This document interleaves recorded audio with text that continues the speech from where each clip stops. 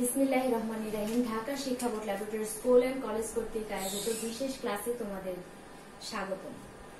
আমি জান্নাতুল ফেরদৌসী, প্রদর্শক পদার্থবিজ্ঞান। আমি আজকে যে ক্লাসটি তোমাদের জন্য নিয়ে এসেছি তা হচ্ছে নবম ও দশম শ্রেণীর আলোর প্রতিফলন, অষ্টম অধ্যায়। তো প্রথমে আমরা জেনে নেই আলো কি। আলো এক প্রকার শক্তি। আলো ছাড়া আমরা কিছু দেখতে পাই না। এই যে আমরা আমাদের চারপাশের গাছপালা, চেয়ার টেবিল, এই বোর্ড, বই খাতা ইত্যাদি যা কিছু আমরা দেখতে পাই সবকিছু আলোর কারণেই দেখতে পাই। আলো না থাকলে আমরা কিছুই দেখতে পেতাম না। কারণ কি, আমরা অন্ধকারে কি কোনো কিছু দেখতে পাই? আমরা অন্ধকারে কিছুই দেখতে পাই না। তো প্রথমে আমরা জেনে নিই আলোর প্রকৃতি সম্বন্ধে। তো আলো কি? আলো হচ্ছে এক প্রকার শক্তি। তো আলোর কিছু ধর্ম আছে। তো এক নম্বর ধর্ম হচ্ছে আলো সরল পথে চলে। কিভাবে চলে? আলো সরল পথে চলে। আলো একটা নির্দিষ্ট গতিবেগ নিয়ে চলে। তো আলোর গতিবেগটা কি? আলোর গতিবেগ হচ্ছে আলো 3 × 10⁸ মিটার পার সেকেন্ড বেগে চলে। 3 × 10⁸ মিটার পার সেকেন্ড বেগে চলে। কোন বিজ্ঞানীর ধারণার মতে আলো হচ্ছে এক প্রকার তরঙ্গ। তো আলো কি ধরনের তরঙ্গ? আলো হচ্ছে তাড়িৎ চৌম্বক তরঙ্গ। আলো তাড়িৎ চৌম্বকীয় তরঙ্গ।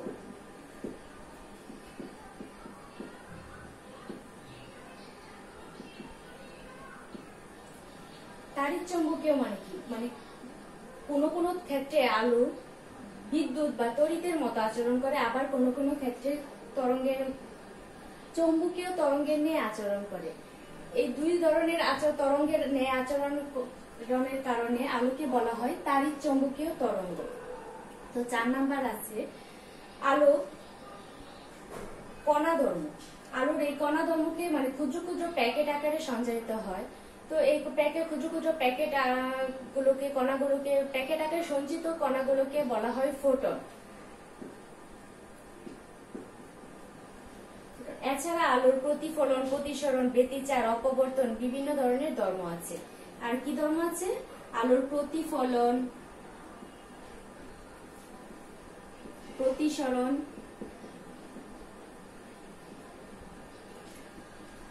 শোষণ, ব্যতিচার, অপবর্তন। তো আলোর প্রকৃতিটা কিরকম? আলোর প্রকৃতি হচ্ছে আলো সরল পথে চলে। আলো 3 × 10⁸ মিটার পার সেকেন্ড বেগে চলে। আলো তড়িৎ চৌম্বকীয় তরঙ্গ। আলো হচ্ছে ক্ষুদ্র ক্ষুদ্র কণা ধর্ম, মানে আলোর ক্ষুদ্র ক্ষুদ্র কণা ধর্মকে বলা হয় ফোটন। 5 নাম্বার হচ্ছে আলোর প্রতিফলন, প্রতিসরণ, শোষণ, ব্যতিচার, অপবর্তন ইত্যাদি সবকিছু আছে। তো এখন আমরা জানবো আলোর প্রতিফলন সম্বন্ধে।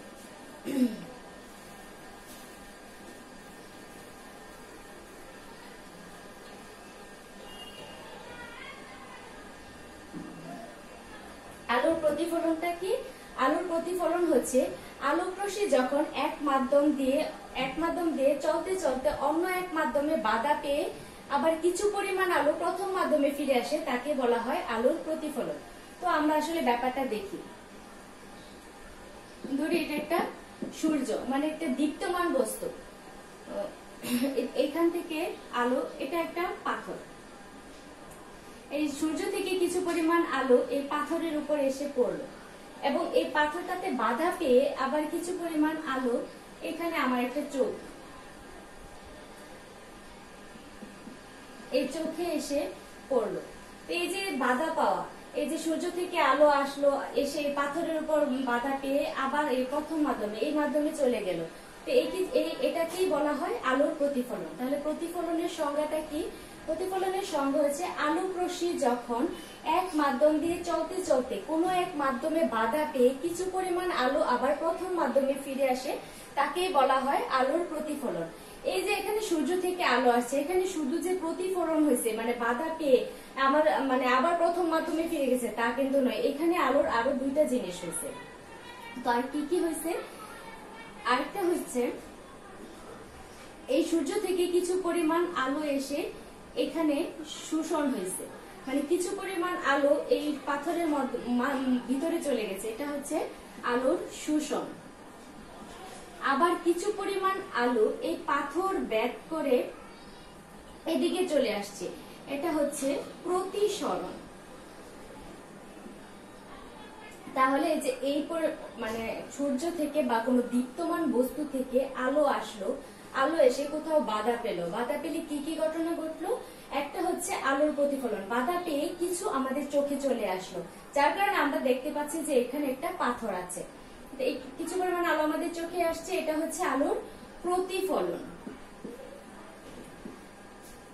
আবার কিছু পরিমাণ আলো এই পাথরের ভিতরে চলে গেছে, ভিতরে আছে, মানে ভিতরে শোষিত হয়েছে, এটাকে হচ্ছে আলোর শোষণ।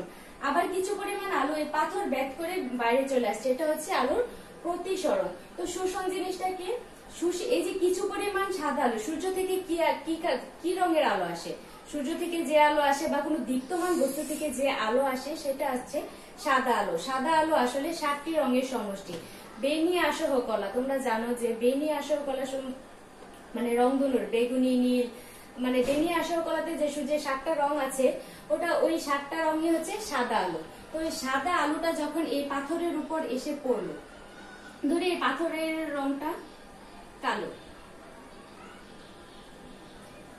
এই পাথরটাকে যে আমরা কালো দেখবো, এই সাদা আলোটা যখন এই কালো পাথরটাতে এসে পড়ছে, সবগুলা রং শোষিত হয়েছে, এই কারণে আমরা এই পাথরটাকে কালো রঙের দেখছি। আর প্রতিসরণ নিয়ে আমরা পরবর্তী চ্যাপ্টারে কথা বলবো। তো শোষণ জিনিসটাকে আমরা বুঝতে পারছি কি? এই যে দেখো, এখানে একটা হলুদ কালারের কলম আছে, দেখো হলুদ কালারের কলম আছে, এখানে সূর্যের আলো এসে পড়লে, এই কলমের উপর যখন সূর্যের আলো এসে পড়লো, তখন এই হলুদ রং ছাড়া বাকি সবগুলা রং শোষিত হয়েছে, আর এই হলুদ রংটা প্রতিফলিত হয়ে আমার চোখে আসছে, এর কারণে আমি এই কলমটাকে হলুদ দেখছি। তোমরাও নিশ্চয়ই দেখতে পাচ্ছ কলমটাকে হলুদ। তাহলে আমরা আলোর প্রতিফলন জিনিসটা কি বুঝলাম, আলোর শোষণটা কি সেটাও বুঝলাম। তারপর দেখো প্রতিফলনের আরো প্রকারভেদ আছে। তো প্রতিফলন কয় প্রকার? প্রতিফলন হচ্ছে 2 প্রকার, একটা হচ্ছে নিয়মিত প্রতিফলন আর একটা হচ্ছে ব্যক্ত প্রতিফলন। তো নিয়মিত প্রতিফলনটা কি? নিয়মিত প্রতিফলন হচ্ছে যদি এক গুচ্ছ সমান্তরাল আলোক রশ্মি কোন সমতল মাধ্যমে, যদি এক গুচ্ছ সমান্তরাল আলোক রশ্মি কোন তলের উপর আপতিত হয়, কোন তলের উপর আপতিত হয় এবং প্রতিফলনের পর এরা সমান্তরাল রশ্মি গুচ্ছে পরিণত হয়, তাহলে এই রশ্মিটাকে বলা হয় নিয়মিত প্রতিফলন। তাহলে নিয়মিত প্রতিফলনটা কি? সমতল তলের উপর যদি একগুচ্ছ সমান্তরাল আলোক রশ্মি পড়ে এবং প্রতিফলনের পর যদি সেটা সমান্তরালই থাকে, তাহলে সেটাকে বলা হয় নিয়মিত প্রতিফলন। নিয়মিত প্রতিফলন কোথায় ঘটে তোমরা কি জানো? নিয়মিত প্রতিফলন ঘটে আয়না, আমরা সবসময় ব্যবহার করি আয়না, যে আয়নার উপর নিয়মিত প্রতিফলন ঘটে। তারপর আছে ব্যক্ত প্রতিফলন। ব্যক্ত প্রতিফলন জিনিসটা কি? ব্যক্ত প্রতিফলন হচ্ছে কোন তলের উপর আলো পড়লে, তো দেখো সমান নিয়মিত প্রতিফলনের ক্ষেত্রে কিন্তু আমি দেখাইছি যে একটা সমতলের উপর আলো পড়ছে, কিন্তু এই ব্যক্ত প্রতিফলনের ক্ষেত্রে আলোটা কিভাবে পড়ছে? আলোটা একটা মানে আঁকা বাঁকা কোন তলের উপর পড়ছে। তো আঁকা বাঁকা তলের উপর আলো পড়লে দেখা গেল যে এটা আর সমান্তরাল থাকবে না, সমান্তরাল না থেকে এটা এদিকে ওদিকে এদিকে চলে গেল। এই ক্ষেত্রে যে আলোর প্রতিফলনটা হয় সেটাকে বলা হয় ব্যক্ত প্রতিফলন। মানে ব্যক্ত প্রতিফলনের সংজ্ঞাটা তাহলে কি হবে? কোন তলের উপর আলো পড়লে যদি সেটি আর সমান্তরাল না থাকে তবে সেই প্রতিফলনকে বলা হয় ব্যক্ত প্রতিফলন। এই যে দেখো আমরা একটা ডাস্টার দেখতে পাচ্ছি, এক্ষেত্রে কিন্তু ব্যক্ত প্রতিফলন হচ্ছে। আমরা এই যে আমাদের চারপাশে যা কিছু দেখতে পাই সবকিছু কি সমতল তলের উপর হয়? সমতল না, সবকিছু বেশিরভাগ ক্ষেত্রেই ব্যক্ত প্রতিফলন ঘটে। এই যে ডাস্টারটা দেখতে পাচ্ছি এর ক্ষেত্রেও কিন্তু ব্যক্ত প্রতিফলন হচ্ছে। এর কারণ হচ্ছে আমি এদিক থেকেও ডাস্টারটাকে দেখতে পাচ্ছি, এদিকেও ডাস্টারটাকে দেখতে পাচ্ছি, আবার পিছন থেকেও ডাস্টারটাকে দেখতে পাচ্ছি, তোমরাও কিন্তু ডাস্টারটাকে দেখতে পাচ্ছ। এর কারণ হচ্ছে এখানে আলো এসে পড়লে এদিক থেকেও কিছু আলো প্রতিফলিত হচ্ছে, এদিক থেকেও কিছু আলো প্রতিফলিত হয়ে আমার চোখে আসছে, আবার এদিক থেকেও কিছু আলো প্রতিফলিত হয়ে আমার চোখে আসছে। এই কারণে আমরা এটাকে দেখতে পাচ্ছি। তো ব্যাপ্ত প্রতিফলন কি জিনিসটা আমরা বুঝতে পারছি। এখন আমরা দেখব প্রতিফলনের সূত্র। প্রতিফলনের সূত্রটা হচ্ছে কোন তলের উপর আলো, কোন তলের উপর একটি আলো এসে পড়লে প্রতিসরণের পর এদিকে চলে গেল। এই ক্ষেত্রে এখানে মাঝখানে আমি যদি একটা লম্ব অঙ্কন করি, এটাকে বলা হয় অভিলম্ব।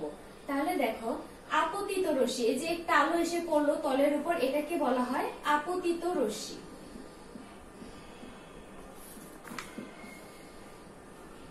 এই যে প্রতিফলনের পর আলোটা ওদিকে চলে গেল, সেটা হচ্ছে প্রতিসরিত রশ্মি। প্রতিসরিত রশ্মি। আর এই যে মাঝখানে যে আমি একটা লম্ব অঙ্কন করছি, সেটা হচ্ছে অভিলম্ব। তাহলে প্রতিফলনের প্রথম সূত্রটা কি হচ্ছে, আপতিত রশ্মি, প্রতিফলিত রশ্মি এবং অভিলম্ব কোথায় থাকবে, একই সমতলে থাকবে। মানে হচ্ছে এরা সমতলীয়। সমতলীয় ব্যাপারটা কি একটু বলি। সমতলীয় হচ্ছে এই যে দেখো এই ডাস্টারটা ঘেঁষে, এই ধরো এই আলোটা এখানে পড়লো, সরি এই বোর্ডটা ঘেঁষে এই আলোটা এখানে পড়লো। তো এই ক্ষেত্রে আলোটা যখন প্রতিসরিত হবে তখন এই বোর্ডটা ঘেঁষে চলে যাবে। এটা কিন্তু এদিকেও আসবে না, আবার বোর্ডের ভিতরেও ঢুকে যাবে না। তো এটাই হচ্ছে সমতলীয়। তাহলে কি প্রতিফলনের প্রথম সূত্রটা হচ্ছে আপতিত রশ্মি, প্রতিসরিত রশ্মি এবং অভিলম্ব। অভিলম্ব একই সমতলে থাকবে, মানে এরা সমতলীয়। আপতিত রশ্মি এই অভিলম্বের সাথে যে কোণ উৎপন্ন করবে, ধরি এই কোণটার নাম হচ্ছে আই, আর এই প্রতিসরিত রশ্মি অভিলম্বের সাথে যে কোণ উৎপন্ন করবে সেটা হচ্ছে আর। এই আপতন কোণ এবং প্রতিসরণ কোণ দুইটাই সমান হবে। তো প্রতিফলনের দ্বিতীয় সূত্রটা কি, প্রতিফলনের দ্বিতীয় সূত্রটা হচ্ছে আপতন কোণ আই এবং প্রতিসরণ কোণ আর দুইটাই সমান, আই সমান সমান আর। তাহলে প্রতিফলনের সূত্রটা আমরা বুঝতে পারছি। প্রতিফলনের সূত্রটা হচ্ছে আপতিত রশ্মি, প্রতিসরিত রশ্মি এবং অভিলম্ব একই সমতলে থাকবে। আপতন কোণ এবং প্রতিসরণ কোণ দুইটা সমান হবে। এখন আমরা দেখব প্রতিবিম্ব।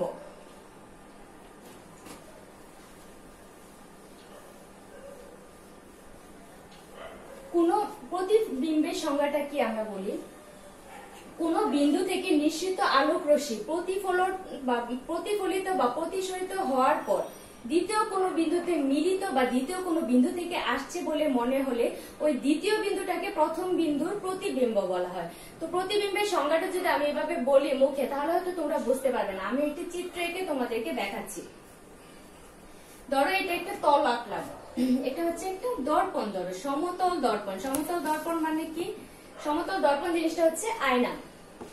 তো এই ক্ষেত্রে আমরা আয়নার সামনে ধরো একটা বিন্দু আঁকলাম, তো এটা আমরা এখানে দেখব। তো এই আয়না থেকে এখানে এই বিন্দু থেকে ধরো একটা আলো এদিকে আসলো, বিন্দু থেকে একটা আলো যে আসলো আপতিত রশ্মি যেটা, তা আপতিত রশ্মিটা যদি লম্ব ভাবে আসে তাহলে সেটা লম্ব ভাবেই চলে যাবে। এর কারণ হচ্ছে আমরা জানি যে লম্ব ভাবে যে আসে, এখন এটা 0 ডিগ্রি কোণে আসে, তাহলে অভিলম্বটা তো লম্ব ভাবেই আঁকবো, তাহলে সেই কারণে প্রতিসরিত রশ্মিটাও এদিকে যাবে। তার মানে যেহেতু আপতন কোণ এবং প্রতিসরণ কোণ সমান, তাই এদিকে আপতিত রশ্মি আসলে এই লম্ব ভাবেই প্রতিসরিত রশ্মিটাও যাবে। তো ধরো আমরা এদিক থেকে এই বিন্দু থেকে আরেকটা আলো এদিকে আসলো, তো এখানে আমরা একটা অভিলম্ব আঁকি, এখানে যদি একটা অভিলম্ব আঁকি, এটা হচ্ছে আপতন কোণ আই। তো এই কোণের সমান করে আমরা আরেকটা প্রতিসরণ কোণ এখানে আর রাখলাম, কারণ যেহেতু এটা আপতন কোণ এবং প্রতিসরণ কোণ সমান হবে, তো এখানে যে কোণটা এরকম হয়েছে প্রতিসরণ কোণটাও সেম একই হবে। এদিকে একটা প্রতিসরণ কোণ আঁকলাম। তো এই বিন্দু থেকে একটা আলো লম্ব ভাবে আসলো, আর একটা আলো এদিকে আসলো, তো আঁকলাম। তো এখান থেকে একটা চোখ যদি দেখার চেষ্টা করে যে এখানে কি হচ্ছে, তো সেক্ষেত্রে কিভাবে আমরা দেখবো? এই চোখটা যখন দেখছে তখন তার কাছে মনে হচ্ছে এখান থেকে একটা আলো আসছে, এখান থেকে একটা আলো আসছে, কিন্তু সে আয়নাতে যখন এটা দেখবে, এটাকে যদি আমরা পিছনের দিকে মিলাই, এটাকে আমরা পিছনের দিকে যদি মিলাই, তাহলে এই চোখটা দেখবে যে এখান থেকে একটা আলোটা এখান থেকে আসছে। এই চোখটার কাছে মানে আমার কাছে মনে হবে, মানে আমি যদি এখান থেকে দেখি তাহলে আমার কাছে মনে হবে এই বিন্দু থেকে এই আলোটা আসছে। তো এই বিন্দুটাকে বলা হয়, এই বিন্দু, এটা হচ্ছে যেহেতু প্রথম মাধ্যম, প্রথম বিন্দু, তো এটাকে বলা হয় এটার মানে এটার প্রতিবিম্ব বলা হয়। তো আশা করি নিশ্চয়ই প্রতিবিম্ব বিষয়টা তোমরা বুঝতে পারছো।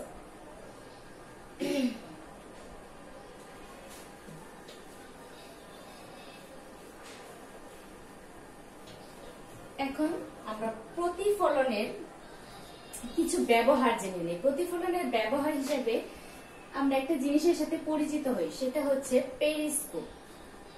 পেরিস্কোপ জিনিসটা কি? পেরিস্কোপে এটা হচ্ছে পেরিস্কোপের একটা ধাতব একটা বডি থাকে। এখানে পেরিস্কোপের মূল জিনিসটা হলো এতে দুইটা সমতল দর্পণ থাকে এবং এই দর্পণটা থাকে দুইটা 45 ডিগ্রি অ্যাঙ্গেল।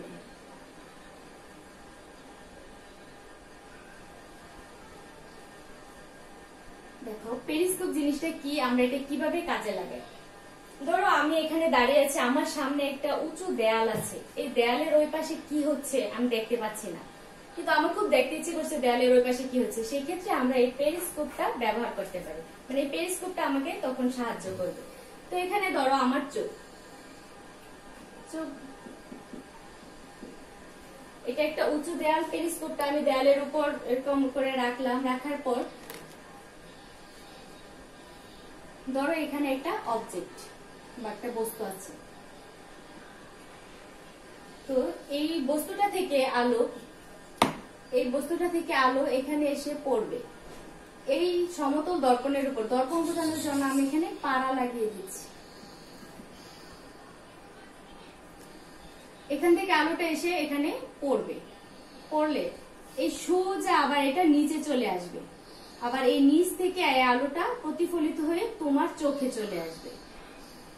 আবার ধরো এখান থেকে একটা আলোক রশ্মি এই দর্পণের এই সাইডে এসে পড়লো, আবার এখান থেকে এটা এসে এখানে পড়বে এবং এটা তোমার সরাসরি তোমার চোখে চলে আসবে, তাহলে তুমি এই বস্তুটাকে দেখতে পাচ্ছ। তো এটা সাধারণত ব্যবহার করা হয় সাবমেরিনে যখন পানির নিচে কোন জাহাজের ভিতরে কোন ডুবুরি থাকে, তখন যদি তার দেখতে ইচ্ছে করে যে পানির উপরে কি হচ্ছে, কোন যুদ্ধ জাহাজ বা শত্রু বিমানটি যুদ্ধ জাহাজ বা কোনো কিছু আছে কিনা, এটা যদি তার দেখতে ইচ্ছে করে, সে নিচে পানির নিচে বসে দেখতে পাবে। তো কিভাবে দেখবে? সে ওই নিচ থেকে একটা পেরিস্কোপের লম্বা হাতলটা লম্বা করে পানির উপরে দিবে এবং নিচে থেকে চোখ রেখে সে উপরে জিনিসটা দেখতে পাবে। তো প্রতিফলনের একটা ব্যবহার হচ্ছে সাবমেরিনে। আবার দেখো প্রতিফলনের আরো একটা ব্যবহার আছে পাহাড়ি রাস্তায়। ধরো এটা একটা পাহাড়ি রাস্তায় বাঁকে এখানে একটা গাড়ি আসছে, এখান থেকেও একটা গাড়ি আসছে, তো এই গাড়িটা জানে না এটা এখানে একটা গাড়ি আছে, আবার এই গাড়িটাও জানে না এখানে একটা গাড়ি আছে। এক্ষেত্রে কি একটা বড় ধরনের দুর্ঘটনা ঘটার সম্ভাবনা থাকে। তো সেই ক্ষেত্রে এখানে যদি একটা বড় আয়না ব্যবহার করা হয়, সমতল দর্পণ ব্যবহার করা হয়, সেক্ষেত্রে এইটার প্রতিবিম্ব এখানে পড়বে এবং এই গাড়িটার প্রতিবিম্ব এখানে পড়বে। তো সেও এই আয়না থেকে দেখে এই গাড়িটা সম্বন্ধে জেনে সচেতন হবে এবং সেও জানতে পারবে। তো এই দুর্গম পাহাড়ি রাস্তায় বাঁকে সমতল দর্পণ ব্যবহার করা যায়, মানে এখানেও আলোর প্রতিফলন ব্যবহার করে এগুলো দুর্ঘটনা এড়ানো যায়।